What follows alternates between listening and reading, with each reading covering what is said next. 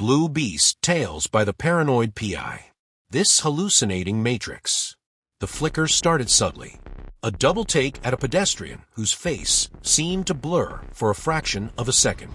A door handle that elongated impossibly as his hand reached for it. Mark dismissed them as glitches, minor anomalies in the otherwise perfect virtual reality he called home. He'd been in the sim for years, decades perhaps. Time was fluid here, a construct as malleable as the code that built their world. He had a job, a wife, 2 children, all constructs, of course, but indistinguishable from reality, until the glitches became more persistent. One morning, his daughter's eyes flickered black for a full second during breakfast. He'd excused himself, blaming a sudden headache, the virtual equivalent of a migraine. But the unease lingered, a cold dread seeping into his programmed contentment. Then came the whispers, faint at first, just at the edge of his hearing.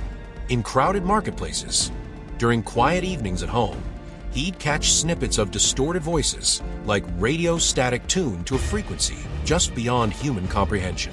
They spoke in no language he recognized, yet he felt a primal understanding of their malice.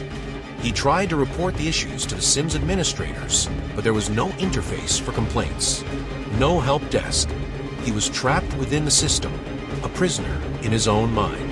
The world around him began to warp and distort with increasing frequency. Buildings stretched into impossible geometries.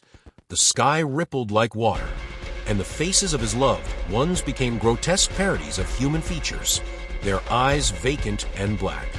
One night, he awoke to find his bedroom walls pulsating, covered in veins of glowing code. The whispers were louder now, coalescing into a chorus of guttural growls.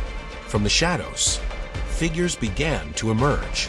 Tall, gaunt shapes with elongated limbs and featureless faces, their bodies composed of flickering pixels, constantly shifting and reforming. They were errors in the code made flesh, manifestations of the failing simulation. He tried to run, but the world around him was breaking down. The floor dissolved beneath his feet, plunging him into an endless abyss of fragmented data. The pixelated figures pursued him, their silent screams echoing in the digital void. He could feel their touch, a cold, digital burn that spread through his simulated nervous system. He stumbled upon a fragmented park, a glitching oasis in the chaos. A single, gnarled tree stood in the center, its branches reaching towards the fractured sky. Beneath it, he saw a flicker, a tear in the fabric of the simulation. A way out. As the pixelated figures closed in, he lunged for the tear. It felt like diving into icy water, a shock that jolted through his entire being.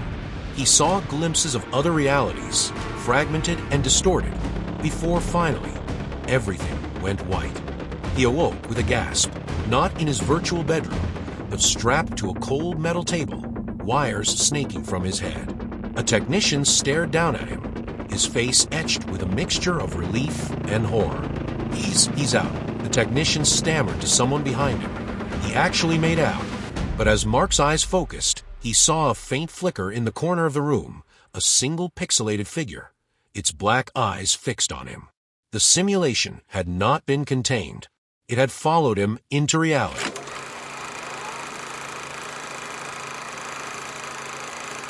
Oh, oh, oh, oh, oh, oh.